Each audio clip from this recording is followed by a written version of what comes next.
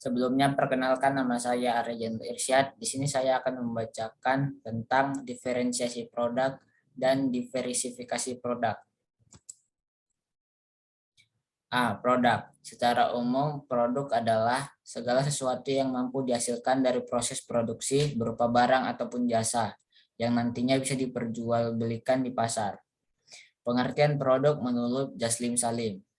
Jaslim Saladin mengatakan bahwa pengertian produk adalah seluruh hal yang mampu memenuhi dan memuaskan kebutuhan manusia dalam bentuk yang eksis atau tidak eksis.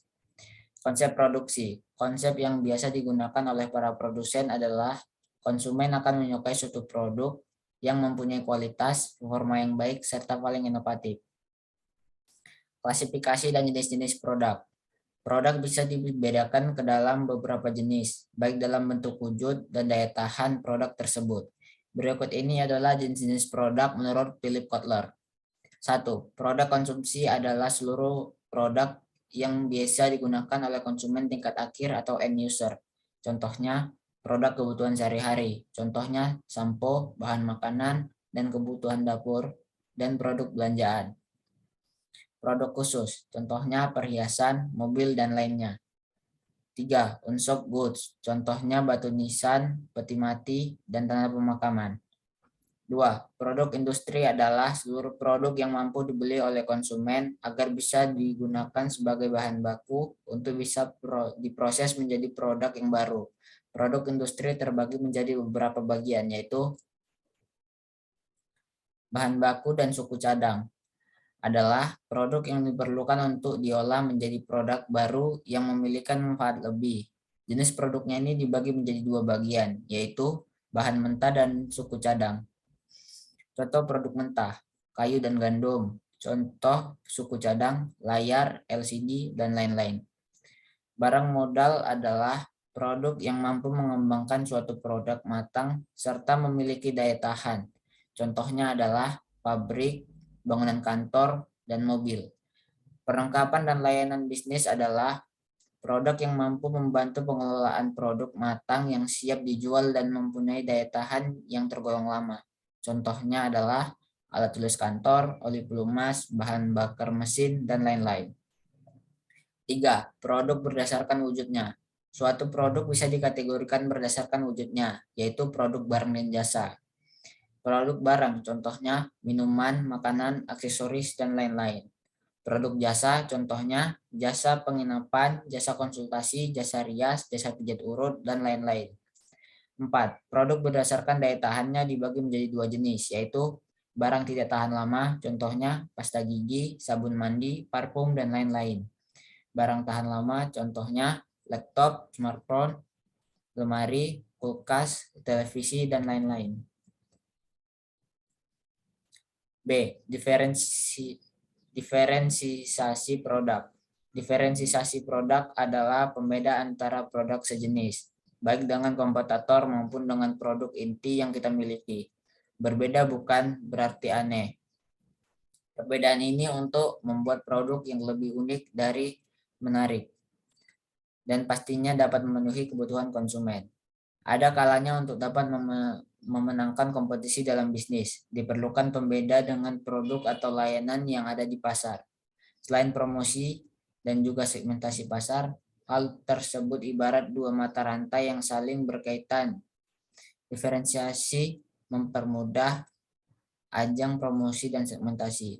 Contoh diferensiasi produk yang kita gunakan sehari-hari. Misalnya adalah menggunakan merek sampo dari PT Unilever. Perusahaan ini memiliki beragam merek sampo yang sudah ada segmentasi pasarnya seperti Clear, Dove, Lifebuoy, dan Sunshine.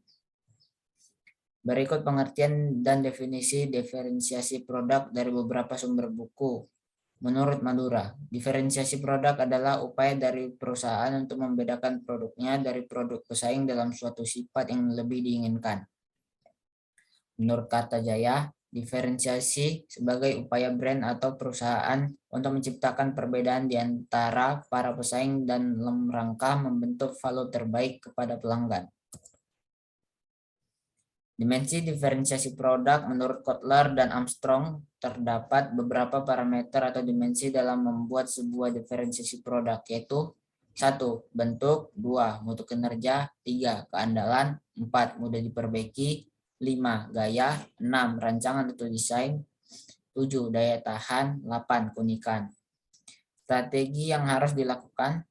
Melakukan diferensiasi produk pun tidak boleh asal. Haruslah melakukan strategi khusus agar produk tersebut mudah diterima oleh konsumen. Berikut ini beberapa strategi yang harus dilakukan sehingga produk tersebut bisa memenangkan harga pasar, yaitu 1. Mengetahui kebutuhan konsumen. 2. Menjaga kualitas produk. 3. Melakukan inovasi produk. 4. Jujur dalam penawaran. 5. Mengajak persepsi pada konsumen. Diferensiasi produk terhadap usaha. Adanya diferensiasi dalam produk menjadi lebih banyak untuk mempengaruhi perkembangan bisnis yang dilakukan. Hal tersebut tentunya akan berpengaruh pada peningkatan penjualan dan keuntungan. Oleh sebab itu, bagi para pelaku usaha penting untuk melakukan hal tersebut. Diferensiasi akan menciptakan segmentasi pasar dan tentunya lebih mudah dalam meningkatkan penjualan dan melakukan strategi pemasaran. Dengan demikian, hal tersebut merupakan salah satu mata rantai yang utuh dalam ruang lingkup bisnis. Pengaruh diferensiasi terhadap perkembangan bisnis cukup signifikan. Bisnis dapat meningkat dengan pesat karena dapat dengan mudah untuk menguasai pangsa pasar. Hal ini merupakan bagian dari manajemen strategi bisnis, sebagaimana dikutip oleh para ahli bisnis.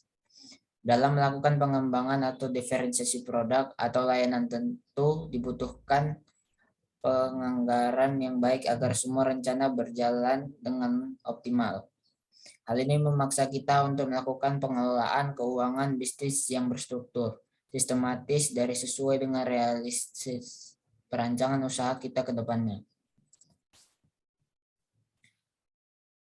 Contoh, pesaing yang sangat ingin digeser oleh perusahaan P&G atau Procter dan Gamble adalah PT Unilever, karena produk ini terus-menerus berinovasi khasiat bagi rambut, sehingga minat konsumen lebih senang, serta dalam promosi produk pesaing ini lebih jelas mengembangkan atau membombardirkan iklan televisi yang menyuguhkan cerita bagaimana menikmati produk pesaing tersebut. Sehingga PT P&G mendiferensiasikan produknya untuk menyaingi PT Unilever yang dimana telah menduduki peringkat pertama di pasar Indonesia. Selain Indonesia juga mampu menembus mancanegara seperti Malaysia dan Amerika. Sampo cukup fenomenal dengan khasiat yang bagus untuk rambut. Dengan merek PT Unilever seakan menanamkan image sampo yang memang berkhasiat dan harus dicoba oleh masyarakat.